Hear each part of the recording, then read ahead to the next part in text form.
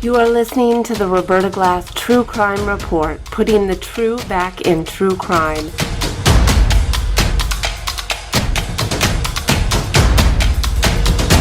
From New York City, Roberta Glass is now on the record.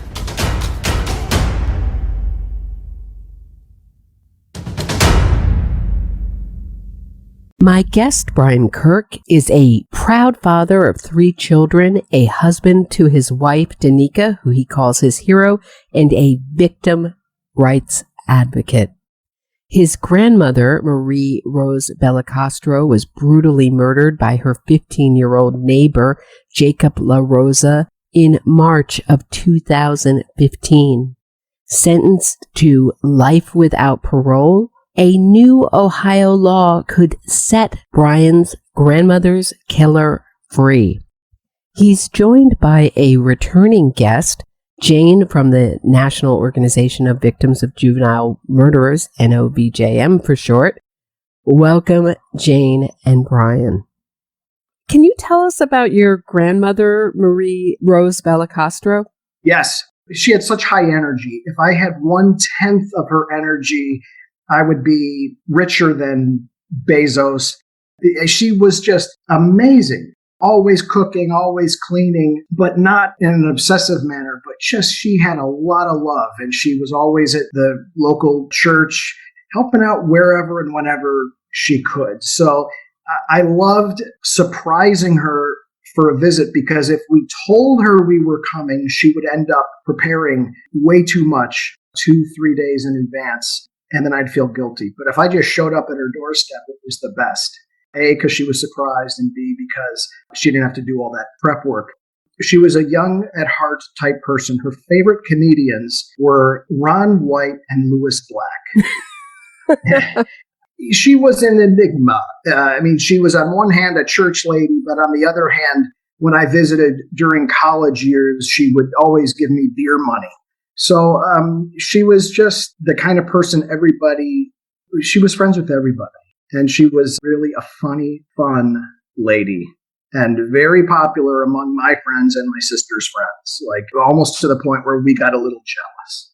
So even at 94, she was this active? Yes. In fact, she did acquiesce about giving up the driver's license, but she would not hear any talk of either moving in with my mother or my Aunt Debbie, and she certainly wasn't a candidate for any sort of assisted living. She was still living in the house that her father literally built himself in the 1950s. My great-grandfather was a home builder, and that's where she wanted to be, and there was no changing her mind about that. Can you tell me a little bit about the circumstances of her murder? I know that she had just gotten out of the hospital from back surgery because my parents had been visiting. And my parents set this example for me. They treated her like she was Queen Elizabeth. They just did so many wonderful things for her, taking her to the dentist, and they lived an hour and a half away. So it was no easy task, but they really set an example for me. But she'd gotten out of the hospital, and my Aunt Debbie had just left, I think, to go to the bank. And so my grandmother was home, and it's not unusual to be home alone at, 5 p.m. on a whatever day of the week it was, I think a Tuesday. And that's when someone named Jacob LaRosa, who had just gotten out of juvenile detention that very same day, kicked her door in, grabbed a mag flashlight that belonged to my grandmother. And I think from everything I've read and gathered from police reports, that he was looking for money or alcohol. And my Aunt Debbie, poor thing, came back after the murder and discovered the body. So terrible. I'm so sorry. And so my understanding is that Jacob LaRosa lived next door. Is that correct? It's almost correct. Okay.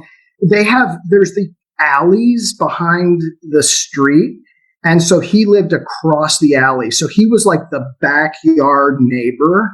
And she had known the family for as long as they had lived there. And I believe he might have cut her grass or something like that. Or, he he knew who she was and she knew who he was. He was always very kind to him, right? Yeah. My grandmother was like always making cookies for the neighborhood kids. And, there was no bad blood. In fact, I remember, I think my Aunt Debbie had said, because this Jacob started getting into trouble, hence the juvenile hall stint. I think he was stealing things, and I think there was drugs involved and stuff like this. And she said, he's not going to hurt my mom, right? And, oh, no, he wouldn't dream of it, kind of thing. It was almost like, I don't know, this is an Italian on Italian crime, so maybe there's an interesting piece there that I'm not privy to because I'm only half Italian, but it seemed like there was an understanding, like they're not going to mess with Marie, and yet he did. And not only did he murder her, but he tried to rape her as well. When Debbie found her body, she was naked from the waist down. Also, later on, Marie's blood with her DNA was found on LaRosa's penis. I read that. I was just so angry reading every bit of this, getting ready for this episode. It's just enraging. And this must have just been an incredible shock to your entire family. What does a crime like this do to a family? In our case, I think we were so fortunate. We had, because of her, I think all of us had a very strong faith. And we knew that even when terrible things happen, that as Viktor Frankl, who wrote Man's Search for Meaning and was a Holocaust survivor, he wrote that suffering ceases to be suffering when you can find meaning in it. And the meaning that we eventually found, and it took about 3 days, which is not a long time, but we figured out that my grandmother was a martyr, but not in the typical sense when you think of a martyr like, oh, I'm going to die for my faith. She was a martyr in the sense that if it hadn't been her, it very likely could have been a younger person or more people. And the meaning that we attached to her very untimely, awful death was that it prevented someone else from a similar fate. And I must believe that her faith life was such that I bet she always prayed, God, make me more like you. And in her case, being Catholic, Jesus, make me more like you. And maybe he said, are you sure? And without knowing what she was saying, maybe she said yes. And when I think about the suffering that Jesus went through, and I think of how even non-believers can sort of identify with, suffering in life and pain in life and just attaching that meaning to it. And we were surrounded, I believe, those first couple weeks with such prayer and such love that you could cut it with a knife. It was so real and so beautiful. And it brought us much closer together as a family, much closer together. And again, I don't mean to be dismissive of the tragedy. She was 94. We knew it was a matter of time, although I was hoping she'd make it to 100 at least. But I really believe that she might have had, in a spiritual sense, a part in embracing the suffering that was to come. You went through a 3.5-year legal process from when he was charged, LaRosa was charged, to when he was sentenced. What was that like to go through? It's funny. In retrospect, 3.5 years doesn't sound that bad compared to some of the other stories I've read about. First of all, I'm so grateful he was caught that night. There's people out there who don't have that kind of closure. It was stressful. It was a lot of not knowing. And I don't even know that the prosecutor's office could necessarily give us a time frame like, oh yeah, we should find out if he's going to be tried as an adult within, 6 months. I don't know that there was any real updates like that. But what's funny is I asked a friend of mine who served in the state legislature with Judge Sandra Harwood, who was the juvenile court judge who was responsible for what they call the bindover, I think, in Ohio. And that means putting them in adult court. And I said, Jim, what do you know about Sandra? And he's like, Brian, calm down. He's like, putting someone away who murders a 94-year-old lady isn't a partisan issue. Just because Sandra has a D after her name doesn't mean she's going to try him as a child and then, slap him on the wrist. So my buddy was ultimately right, and they tried him as an adult. And before the actual real meat of the trial could start, he pled no contest, which I guess gives him the right to appeal. That's why you do that, if I'm not mistaken, versus guilty. I really put a lot of stock in the sentencing, and I couldn't predict how Judge McKay would rule, because in the 1980s, the sentencing judge was written up by syndicated columnist Mike Royko from the Chicago Sun-Times, because Judge McKay in Trumbull County had such novel, creative ways of helping criminals remember their victims. But as time goes on, judges get older, in some ways wiser, or they evolve, let's say. And there were other times where Judge McKay sentenced people, and I was a little nervous, like, oh my gosh. And so it wasn't a sure thing. But I was prepared, and our family, and we've never been like crazy, weird, religious, but like we were praying together as a family before the sentencing. And it was really a prayer saying, let us accept what happens. It wasn't a prayer like, make sure it's life plus 31 years. It wasn't real specific. So when we heard that sentence, a weight lifted off our shoulders. Amazing feeling. I just get jazzed up talking about it. It was awesome. And Jane, can you talk about how they discovered it was LaRosa? Did he fess up to the crime? I believe what happened was he came home after he had murdered Marie, and he was covered in blood and really drunk. So he went to the hospital, and then they connected the dots. And then at the hospital, I believe what happened was the nurse used a rag to clean his penis, which had blood on it, and that blood belonged to Marie. And there was a bunch of evidence. LaRosa is on videotape leaving Marie's house. After LaRosa was charged with Marie's murder and was put in juvenile detention, he bragged about the murder to other juvenile detention inmates. He bragged that he could see Marie's brains. He bragged about how he was saving her for later. So yeah, he did fess up to other inmates. Why was he tried as an adult? So in Ohio, if you're tried as a juvenile, then you get out of juvenile detention on your 21st birthday. And so that would not be enough time to punish him or to keep society safe from him. The adult trial was really the only way to go. And not only was he tried as an adult, but he was sentenced to life without parole plus 31 years, which was an appropriate sentence given his long criminal history, given the nature of the crime, and given his high likelihood of recidivism. Just preparing for this episode, Brian, I was just really amazed at how much they made him the victim, his defense team. He wasn't given enough services. Well, actually, he was kicked out of so many of the services that he was offered. Low IQ, ADD, so many sort of things that they brought up as mitigating factors. Were you surprised by that?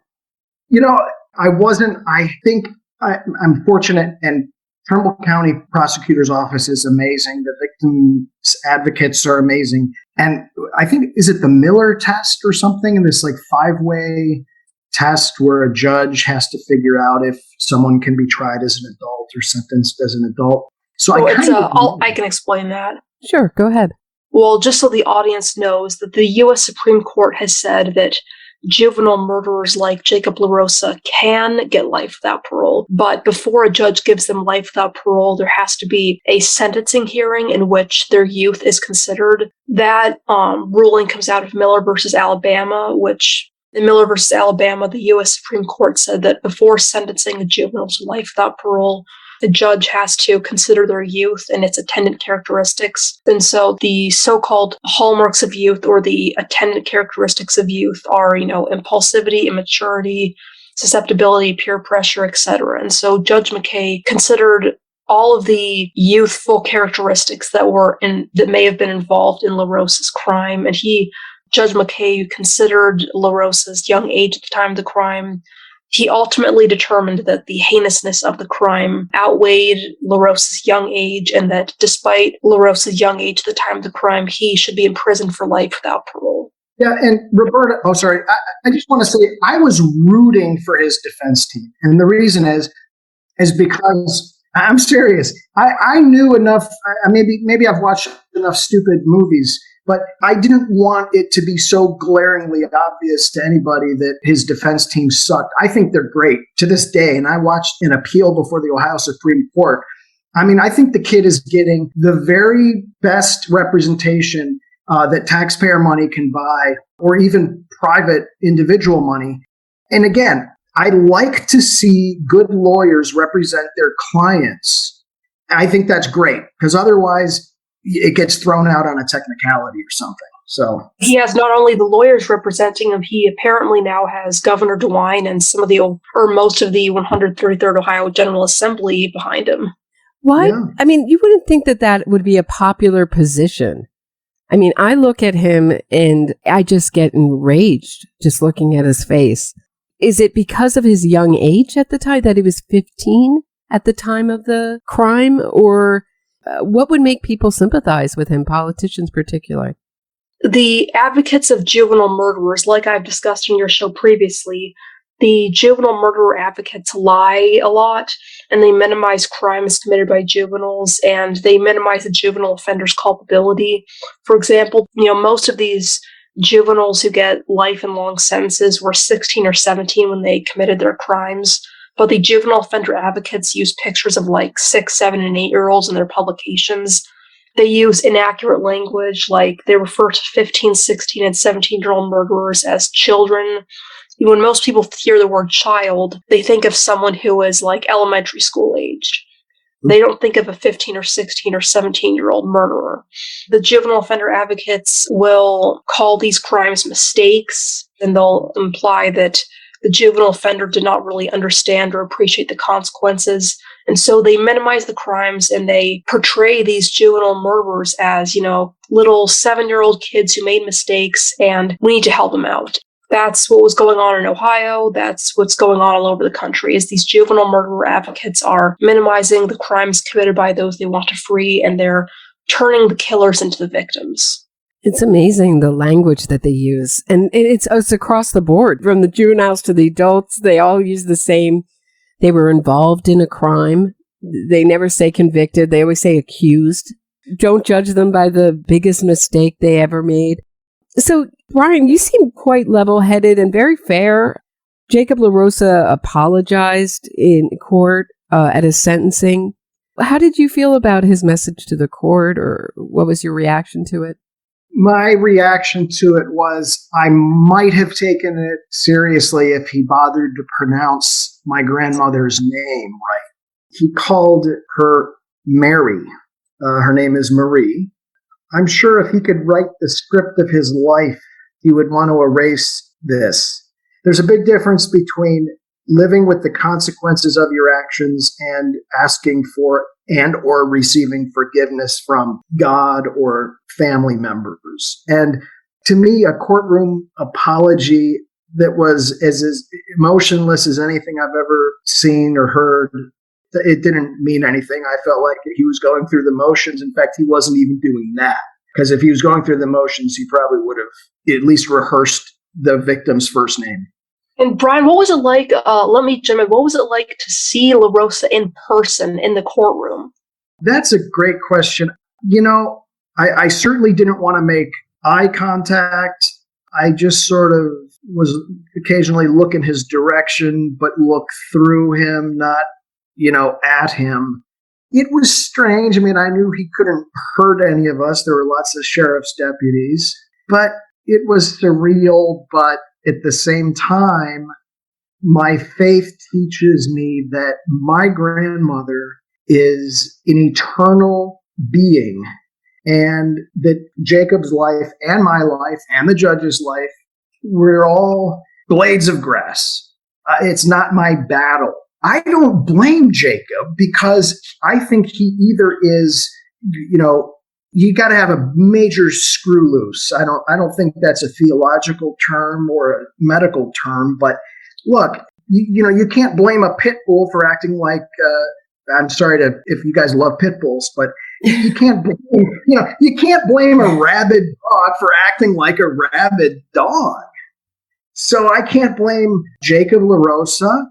He's got to pay the consequences of his actions, but there's not going to be me lashing out in court. Now, if it was my daughter, that's probably a different equation altogether. But I don't really see him that way. I see him as honest to God, someone I need to pray for. And like when I first found out about it, I felt compelled to pray for him. And I feel like praying for Jacob LaRosa's soul and the best life that he can live in prison is a beautiful prayer for him, and I'll continue to do it.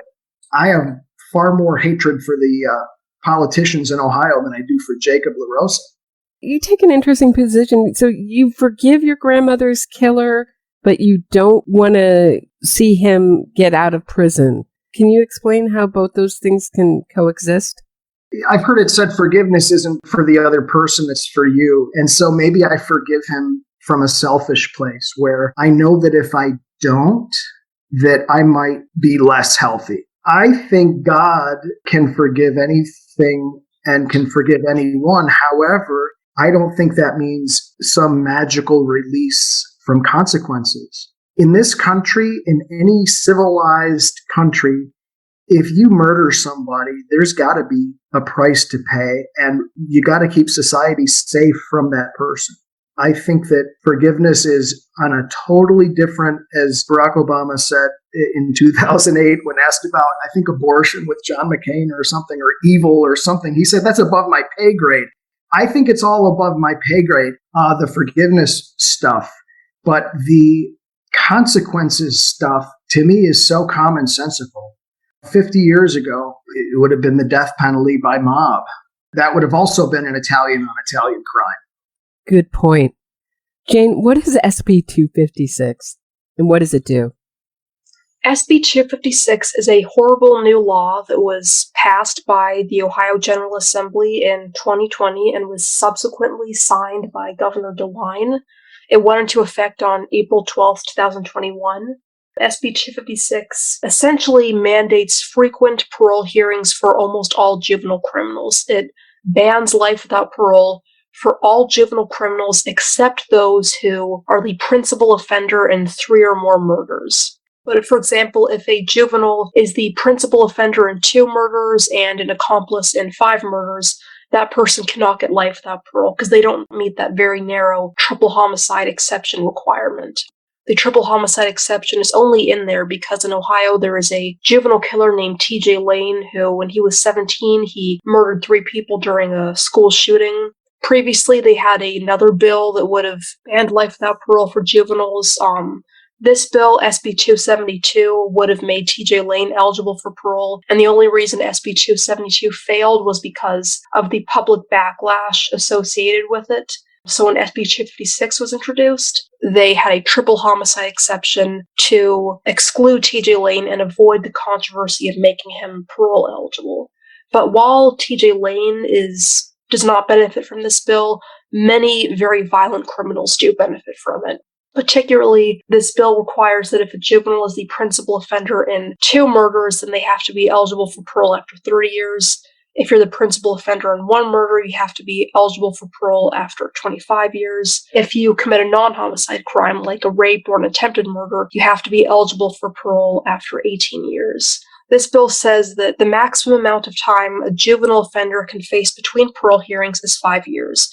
If the parole board denies a juvenile criminal parole, they have to consider them for parole again, no more than 5 years later. Whereas with adults, it's 10 years is the maximum amount of time between parole hearings.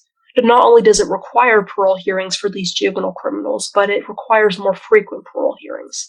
Also, most importantly, this bill is retroactive, so it applies to people like Jacob LaRosa, who were previously sentenced to life without parole. So Jacob LaRosa, under this bill, it cuts down his sentence. So he was sentenced to life plus 31 years.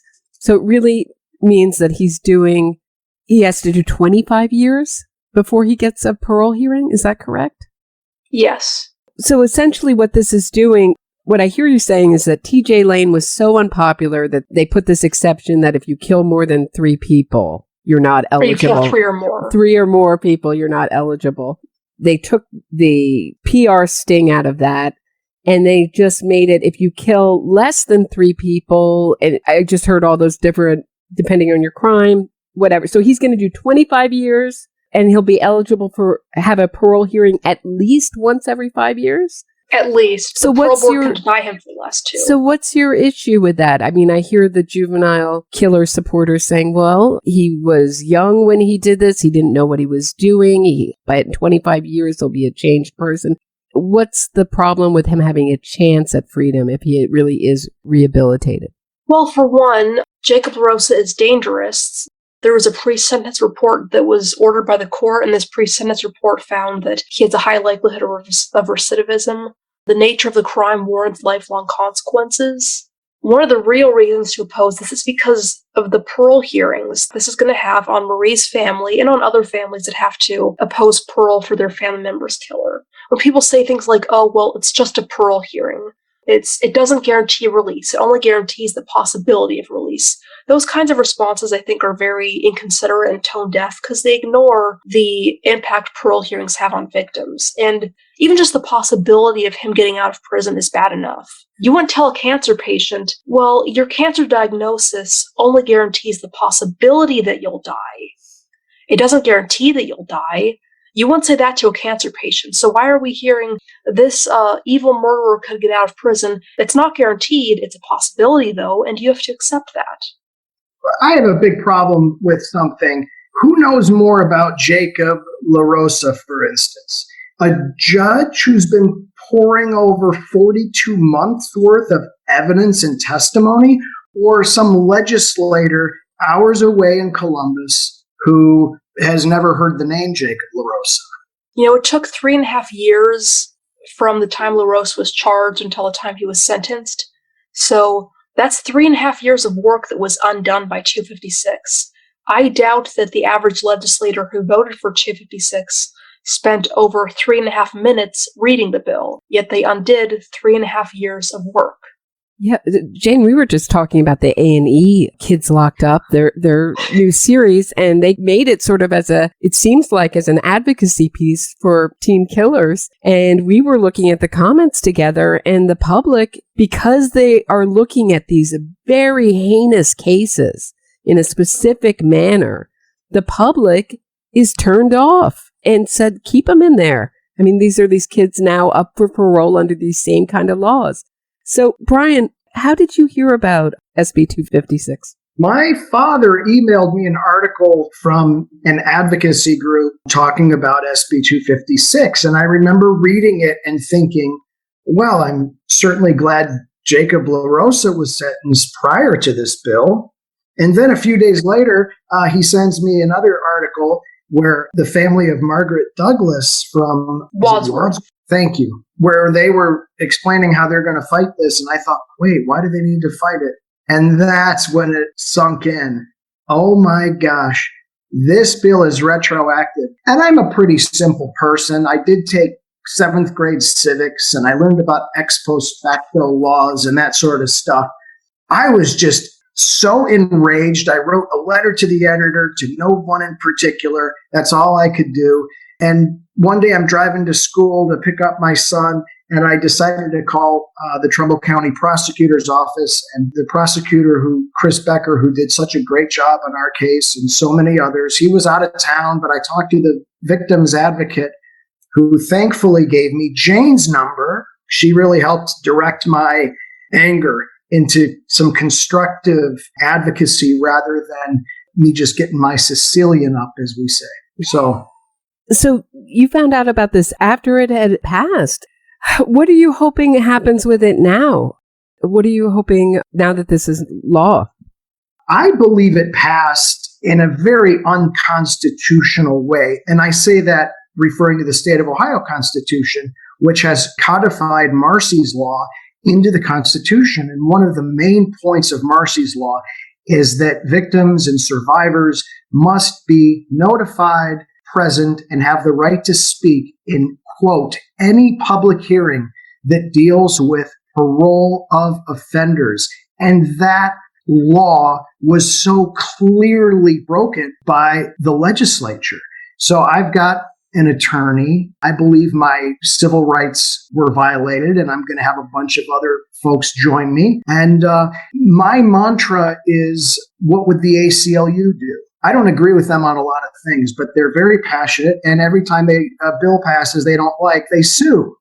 And they go after people and they get results. And that's one thing I'm doing. The other thing is, as much political and campaign advocacy as I can, I'm just really, really disappointed because that's my party. Like, I worked for the Ohio Republican Party.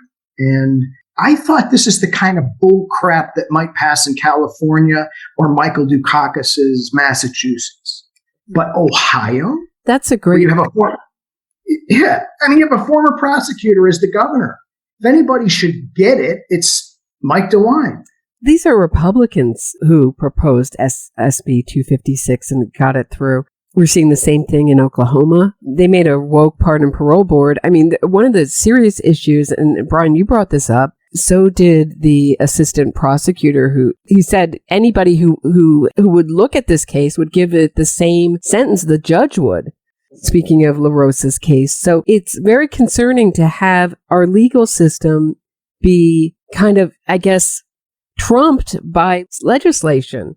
So now we're not trying things. We're just, your sentence no longer matters. It's what the lawmakers want. It's really very concerning. So what is your message to Ohio legislators, and what can my audience do to help? My message to Ohio legislators is, when you're crafting a law or preparing to vote on a law, and there's two sides, and it is a zero-sum game, and you're balancing the scales, you might want to give consideration to the impact on victims versus the impact on convicted offenders. And it seems so obvious and so basic that I almost hate to even say it. And the people of Ohio, I did a wonderful tour this summer with my whole family. We visited 13 county courthouses. I believe that's where the action should be taking place, not the State House. And we demonstrated and we talked to the news media. And I had the privilege of meeting, and I say privilege very seriously, I met ex-cons who were there for drug tests. I met cops. I met homeless people. I met people just going about their daily lives. And no one who heard about SB 256 said, "Oh, that sounds like a really, really good idea." The people of Ohio passed Marcy's law with 83% of the vote. I think if a bill like this were on the ballot, it would fail by a similar percentage. I don't think there's anybody in Ohio who thinks this is the way forward. I remember in 2020 thinking, oh, wait, we're against the crime bill that Biden liked back in the 90s? Oh, it's just for this election, right? We're like trying to score points. Oh, okay. And then I remember Kim Kardashian visiting the White House, and I'm thinking, oh, okay, so we're the party now of justice reform, sentence reform? Oh, okay. I almost feel like there was like this subliminal pressure that met up with these other pressures where the Republicans felt like, hey, it's an election year. It did pass prior to the presidential election, 2020. And it passed in different forms, I guess, the House and or Senate. But I think there was this weird pressure like, oh, we got to show that we're like compassionate. Also, they had politicians lie. The minority leader of the Senate saying that the Supreme Court outlawed life without parole, period. I mean, you had these people being told what to do. People of Ohio are pretty smart, I think. Yeah, I know they are. If they could see this like written in black and white, should someone who was sentenced to life without parole retroactively get a parole shot every 5 years? It's so simple. And if you're a politician and you I don't know what to do, how about erring on the side of justice? My message to the Ohio legislature is that SB 256 hurts crime victims. One, a sentence is supposed to be proportionate to the crime. So if you reduce a sentence, you're demeaning the crime. Also, we have this idea in America that justice demands a proportionate punishment. For justice to be done, the sentence must fit the crime. So when you reduce the sentence, and the sentence is lenient when compared to the crime, you're denying justice. Also, a lot of crime victims and their families do not want the perpetrator to get out of prison for understandable reasons. And so if that perpetrator is up for parole, the victim and or their family feel compelled to speak up at the parole hearing and prevent the parole board from releasing that criminal. And so this process of speaking up at the parole hearing forces victims to relive the crimes, they suffer nightmares, flashbacks, and so on. Also, this bill endangers victims. A lot of victims that I've talked to who testified against their attackers, they fear retaliation. In some cases, victims I've talked to were told by the attackers that if they reported the crimes, the attackers would come back and kill them. Well, that's a real possibility now with these criminals getting out. So you're putting people in danger. So this bill harms victims in a very personal way. Demeaning the violent crime that destroyed someone's life or the murder of a loved one is a very personal offense. Forcing someone to endure a deeply emotional, painful parole hearing, or several deeply emotional, painful parole hearings, is in which they defend their dead family members' justice and their family's safety, that is a personal attack.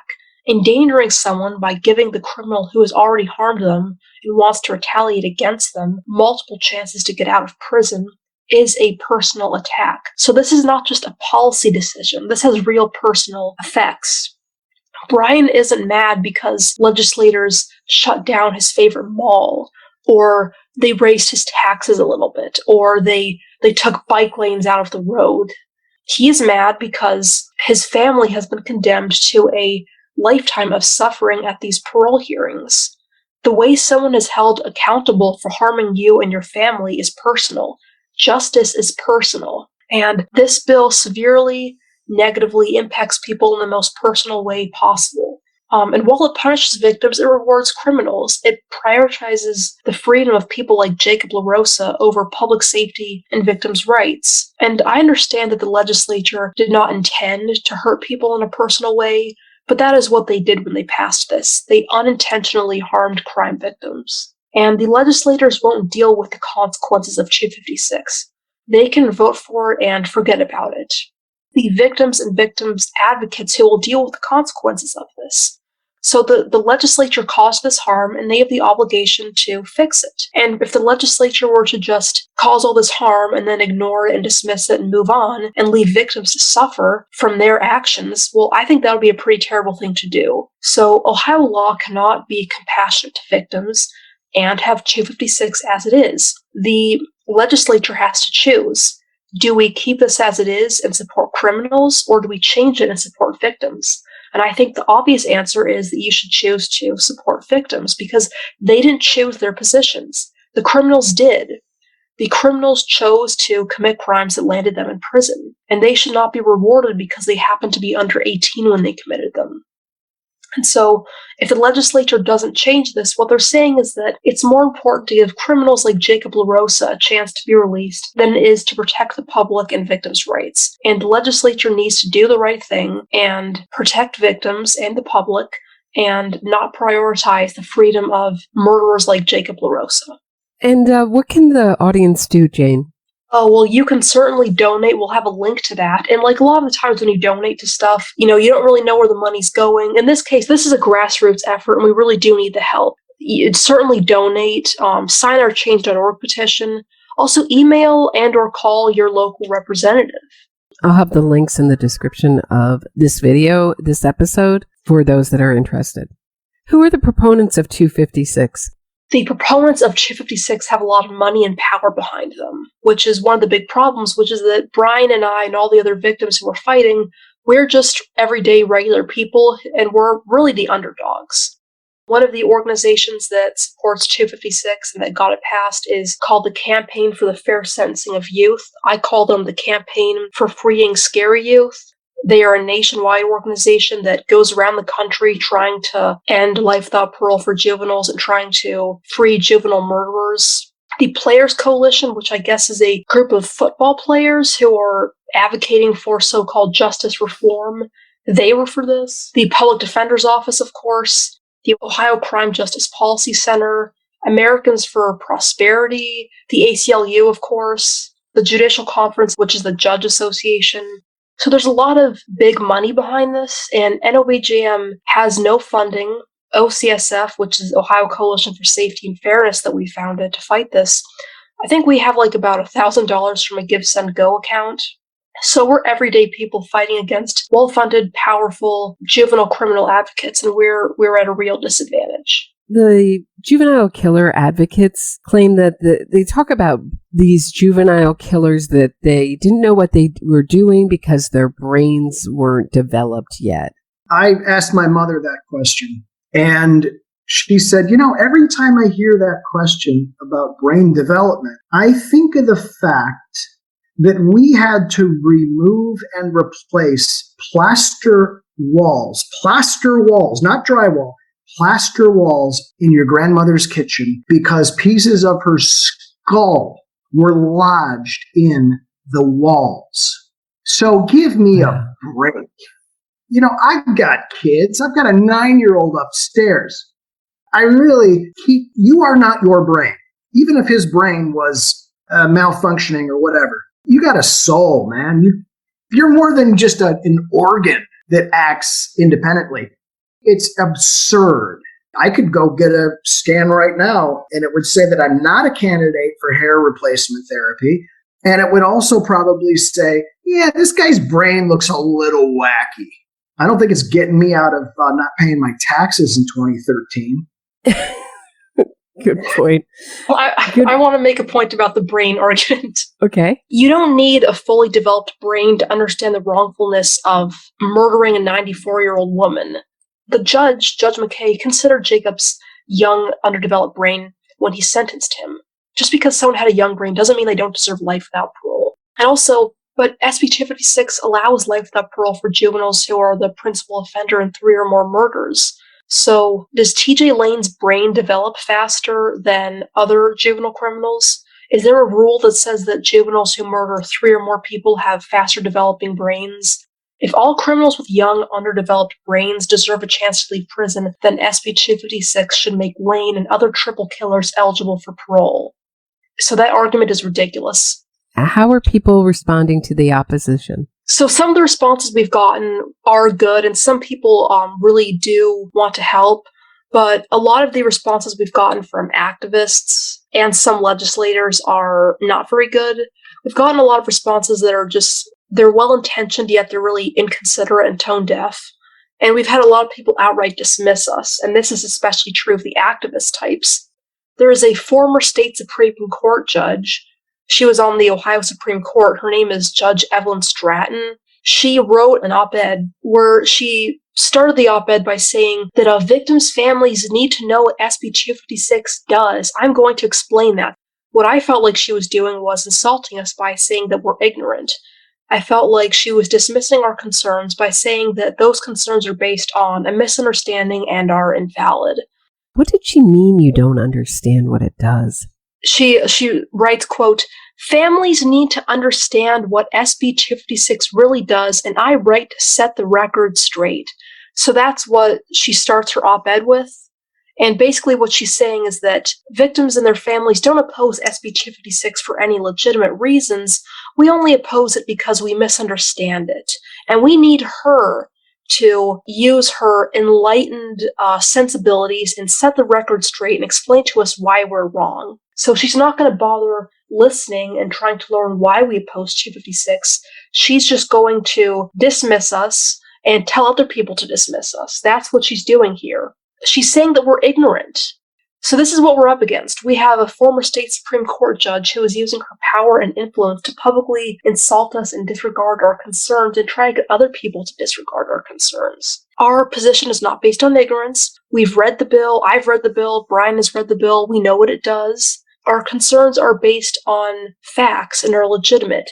SB 256 does require parole hearings every 5 years for murderers like Jacob LaRosa. It does force victims to defend their safety and justice at parole hearings. It does endanger us by allowing these dangerous criminals to get out of prison early.